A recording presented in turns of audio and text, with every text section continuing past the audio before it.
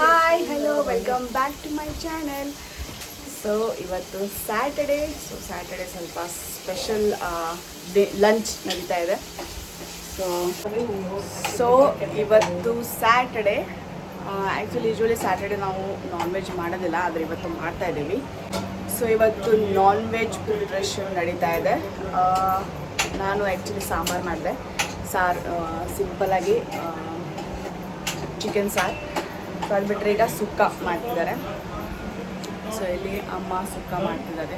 So ಚೆನ್ನಾಗಿ ಮಾಡ್ತಾರೆ. ನನಗಂತೂ ಸುಕ್ಕ ತಿನ್ನೋದು ತುಂಬಾ ಇಷ್ಟ ಆಯಿತು, ಹಾಗಾಗಿ ಅವ್ರ ಕಡೆಯಿಂದನೇ ಮಾಡಿಸ್ತಾ ಇದ್ದೀನಿ ನಾನು. ಸೊ ಅದರ ಚಿಕ್ಕದ ರೆಸಿಪಿ ನಾನು ಇವತ್ತು ಶೇರ್ ಮಾಡ್ಬೇಕು ಅಂದ್ಕೊಂಡೆ, ಆದರೆ ಅದು ಆಲ್ರೆಡಿ ಪ್ರೊಸೆಸ್ ನಡೀತಾ ಇದೆ.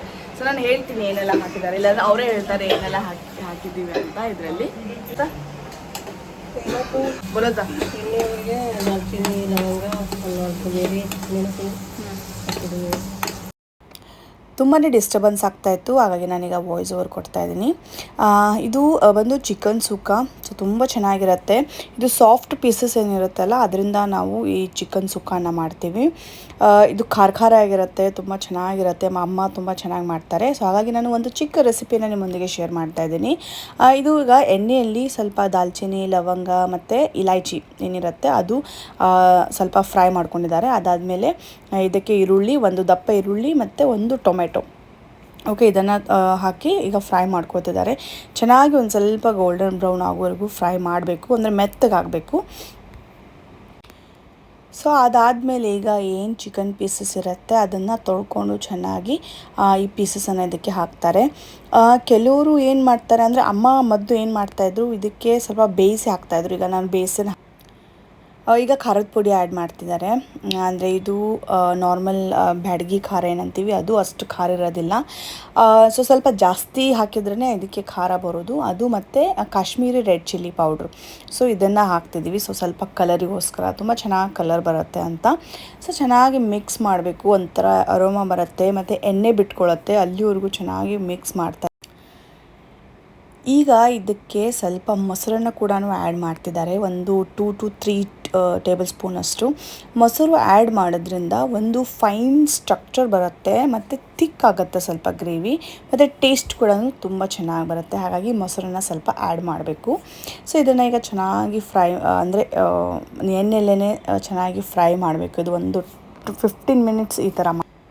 ಸೊ ಈಗ ಇದನ್ನು ಒಂದು 15 ಮಿನಿಟ್ಸ್ 20 ಮಿನಿಟ್ಸ್ ನೀರು ಒಂದು ಸ್ವಲ್ಪನೂ ಆ್ಯಡ್ ಮಾಡ್ತೇನೆ ಕವರ್ ಮಾಡಿ ಲಿಡ್ಡನ್ನು ಮುಚ್ಚಿ ಇದನ್ನು ಬಿಟ್ಟುಬಿಡಬೇಕು. ಯಾಕಂದರೆ ಚಿಕನಿಂದನೇ ನೀರು ಬಿಡುತ್ತೆ. ಸೊ ಅದರಿಂದನೇ ಇದು ಕುಕ್ ಆಗುತ್ತೆ. ಸೊ ಅದು 15-20 ಮಿನಿಟ್ಸ್ ಚೆನ್ನಾಗಿ ಬೇಯದಕ್ಕೆ ಬಿಡಬೇಕು. ಸೊ ಇದು ತುಂಬಾ ಈಸಿ ಮಾಡೋದು. ಸೊ ಈಗ ಬ್ಯಾಚುಲರ್ಸ್ ಇರ್ತಾರಲ್ವ, ಸೊ ಬ್ಯಾಚುಲರ್ಸ್ ಎಲ್ಲನೂ ಸಿಂಪಲಾಗಿ ಮಾಡಬೇಕು, ಫಟಾಫಟ್ ಮಾಡಬೇಕು ಅನ್ನೋರಿಗೆ ತುಂಬಾ ಈಸಿ ಇದು. ಸೊ ಇಷ್ಟೆಲ್ಲ ಹಾಕಿ ಇದು ಬಾಯ್ಲ್ ಮಾಡೋಕ್ಕಿಟ್ರೆ, ಅಂದರೆ ಪೋರ್ಷನ್ ಗೊತ್ತಿರಬೇಕಷ್ಟೇ, ಎಷ್ಟೆಷ್ಟು ಹಾಕಬೇಕು, ಏನು ಹಾಕಬೇಕು ಅಂತ. ಸೊ ಅದಷ್ಟು ಗೊತ್ತಿದ್ರೆ ಮುಗೀತು. ಸೊ ತುಂಬಾ ಈಸಿ ಆಗುತ್ತೆ. ಸೊ ಚಪಾತಿ, ರೋಟಿ ಅಥವಾ ಏನಾದರೂ ಅನ್ನ, ಸೊ ಅದ್ರ ಜೊತೆ ತಿನ್ಬೋದು. ಸೊ ಈಗ ಇನ್ನು ಮಸಾಲೆ ಹಾಕ್ತಾಯಿದೆ, ಅಂದರೆ ಚಿಕನ್ ಮಸಾಲ ನಾನು ಯೂಸ್ ಮಾಡಿ. ಈಗ ನೋಡಿ, ಎವರೆಸ್ಟ್ ಅವ್ರದ್ದು ಚಿಕನ್ ಮಸಾಲ ಕೂಡ ಹಾಕಿದ್ರು. ಸೊ ಮನೆಯಲ್ಲಿ ಮಾಡಿದಂಥ ಮಸಾಲ ಕೂಡ 1 ಸ್ಪೂನ್ ಹಾಕಿದ್ರು. ಸೊ ಅದಾದಮೇಲೆ ಈಗ ಮತ್ತೆ ಅದನ್ನು ಸ್ವಲ್ಪ ಒಂದು 10 ಮಿನಿಟ್ಸ್ ಬೇಯಿಸ್ತಾರೆ. ಇದು ಎವರೆಸ್ಟ್ ಅವ್ರದ್ದು ತುಂಬಾ ಚೆನ್ನಾಗಿರುತ್ತೆ. ಅವ್ರದ್ದು ಚಿಕನ್ ಮಸಾಲ ಆಗಿರ್ಬೋದು, ಬಿರಿಯಾನಿ ಮಸಾಲ, ನಾನು ಎವರೆಸ್ಟ್ ಅವ್ರದ್ದೇ ತೊಗೊಂಬರೋದು. ಪಾವ್ ಭಾಜಿ ಮಸಾಲ ತುಂಬಾ ಚೆನ್ನಾಗಿರುತ್ತೆ ಆ್ಯಕ್ಚುಲಿ. ಅದಾದಮೇಲೆ ಈಗ ಎಂಡ್ಗೆ ಸ್ವಲ್ಪ ಕಸೂರಿ ಮೇಥಿಯನ್ನು ಹಾಕಿದ್ರೆ ಚೆನ್ನಾಗಿ ಫ್ಲೇವರ್ ಬರುತ್ತೆ. ಸೊ ಇದು ರೆಡಿ, ಚಿಕನ್ ಸುಕ್ಕ ರೆಡಿ.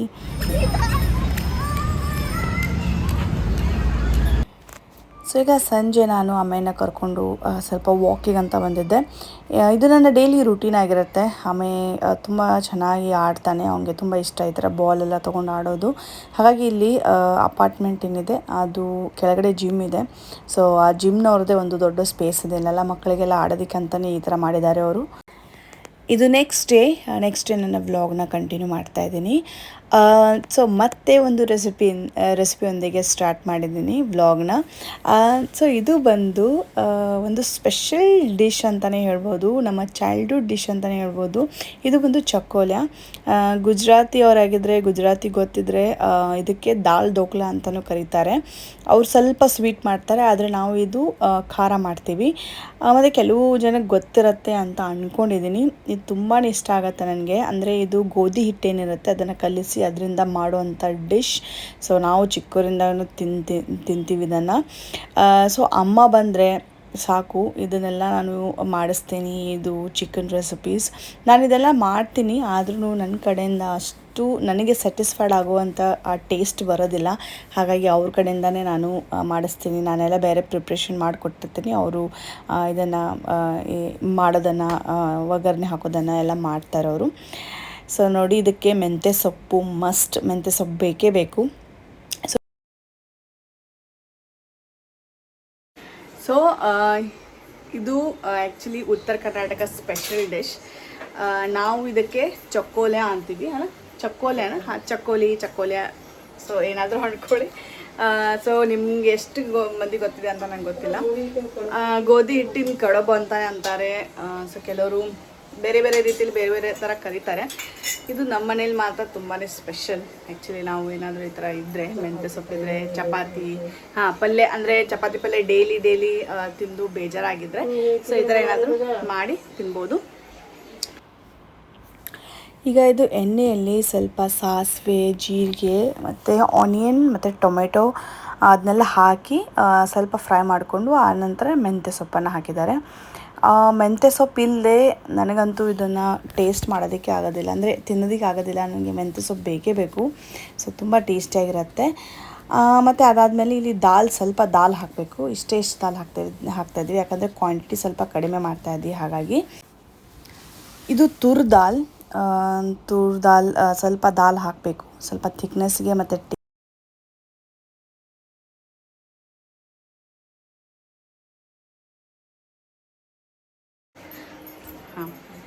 ಇದು ನಮ್ಮ ಕಡೆ ಚಕ್ಕೋಲ್ಯ ಅಂತ ನಾವು ಕರಿತೀವಿ. ಚಕ್ಕೋಲ್ಯ ಅಂದರೆ ಇದಕ್ಕೆ ಏನು ಡಿಶ್ ಮಾಡ್ತಿದ್ದಾರಮ್ಮ, ಆದರೆ ಗುಜರಾತ್ನಲ್ಲಿ ಇದಕ್ಕೆ ಬೇರೆ ಹೆಸರಿದೆ. ಇದಕ್ಕೆ ದಾಲ್ ಢೋಕ್ಲಾ ಅಂತ ಕರೀತಾರೆ. ದಾಲ್ ಢೋಕ್ಲಾ ಅವ್ರು ಸ್ವಲ್ಪ ಸ್ವೀಟ್ ಇರುತ್ತೆ, ಅಂದರೆ ದಾಲ್ ಹಾಕಿನೇ ಮಾಡೋದು ಅವರು ಕೂಡ. ಆದರೆ ಸ್ವಲ್ಪ ಸ್ವೀಟ್ ಖಾರ ಈ ಥರ ಮಾಡ್ತಾರೆ. ಅದನ್ನು ಕೂಡ ಟೇಸ್ಟ್ ಮಾಡಿದ್ದೀನಿ, ಅದು ಕೂಡ ತುಂಬ ಚೆನ್ನಾಗಾಗತ್ತೆ. ಆದರೆ ನನಗೇನೋ ಖಾರ ಇಷ್ಟ ಅಲ್ವಾ, ಸೊ ಹಾಗಾಗಿ ನನಗೆ ಇದೇ ಇಷ್ಟ ಆಗೋದು. ಸ್ವೀಟು ಓಕೆ, ತಿನ್ಬೋದು ಒಂದು ಟೈಮು. ಇದಾದರೆ ನಾವು 3 ಹೊತ್ತು ತಿಂದರೂ ನಮಗೇನು ಬೇಜಾರಾಗೋದಿಲ್ಲ. ಸೊ ಹಾಗಾಗಿ ಇದಕ್ಕೆ ಈ ಥರ ಮೆಜರ್ಮೆಂಟ್ ಅಂತ ಏನಿಲ್ಲ, ನೀರು ಜಸ್ಟ್ ಅಂದಾಜಿನ ಪ್ರಕಾರ ಹಾಕ್ಬೋದು. ಅಂದರೆ ನಮಗೆ ತೆಳು ಬೇಕಂದರೆ ತೆಳು, ಸ್ವಲ್ಪ ಗಟ್ಟಿ ಅಂದರೆ ಕಡಿಮೆ ಹಾಕೋಬೇಕು. ಇದು ಬೇಳೆ, ಸೊ ನಿಮಗೆ ಗಟ್ಟಿ ಬೇಕಂದರೆ ಸ್ವಲ್ಪ ನೀರನ್ನು ಕಡಿಮೆ ಮಾಡ್ಕೋಬೋದು.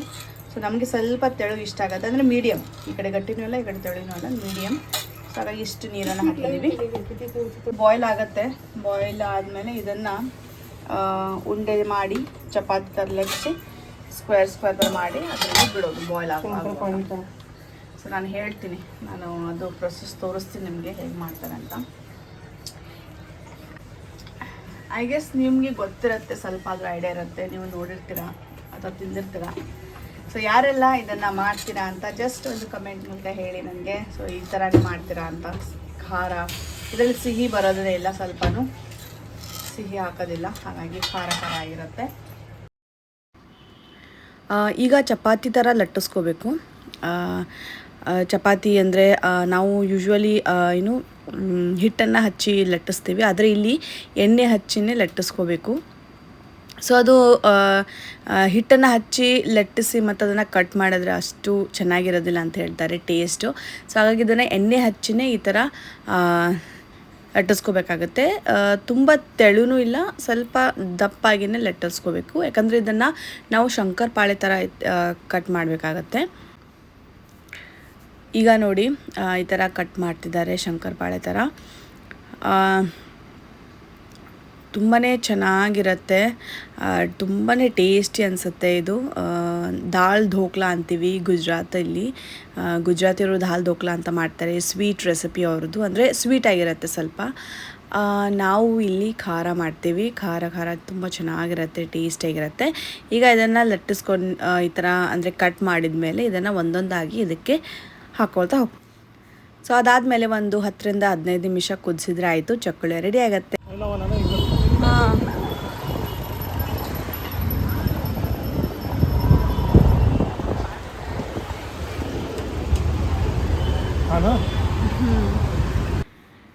ನಾವೀಗ ಸಂಜೆ ಹೊರಗಡೆ ಬಂದಿದ್ದೀವಿ ಶಾಪಿಂಗಿಗೆ. ಅಂದರೆ ನನಗೆ ಸ್ವಲ್ಪ ಕಿಚನ್ ಐಟಮ್ಸ್ ಬೇಕಾಗಿತ್ತು. ಇದು ಹಾಟ್ ಬಾಕ್ಸ್ ಆಗಿರ್ಬೋದು, ಚಪಾತಿ ಇಡೋವಂಥ ಹಾಟ್ ಬಾಕ್ಸಸ್, ಮತ್ತು ಕೆಲವೊಂದು ಡಬ್ಬನ ತೊಗೊಂಡೆ, ಬಾಕ್ಸಸ್ ತೊಗೊಂಡೆ. ಸೊ ನಾನು ಆ್ಯಕ್ಚುಲಿ ನಮ್ಮ ಮನೆಯಲ್ಲಿ ಕೆಲವೊಂದನ್ನಷ್ಟೇ ನಾನು ಪ್ಲಾಸ್ಟಿಕನ್ನು ಯೂಸ್ ಮಾಡ್ತಾಯಿದ್ದೆ. ಅದನ್ನು ಈಗ ನಾನು ತೆಗ್ದಿದ್ದೀನಿ, ಡಿಸ್ಕಾರ್ಡ್ ಮಾಡಿದ್ದೀನಿ. ಈಗ ಯಾವುದೇ ರೀತಿ ಪ್ಲಾಸ್ಟಿಕ್ಸನ್ನು ಯೂಸ್ ಮಾಡ್ತಾಯಿಲ್ಲ. ಸೊ ಎಲ್ಲನೂ ನಾನು ಕನ್ವರ್ಟ್ ಮಾಡಿದ್ದೀನಿ ಸ್ಟೀಲ್ಗೆಲ್ಲ. ಯಾಕಂದರೆ ಪ್ಲಾಸ್ಟಿಕ್ ತುಂಬಾ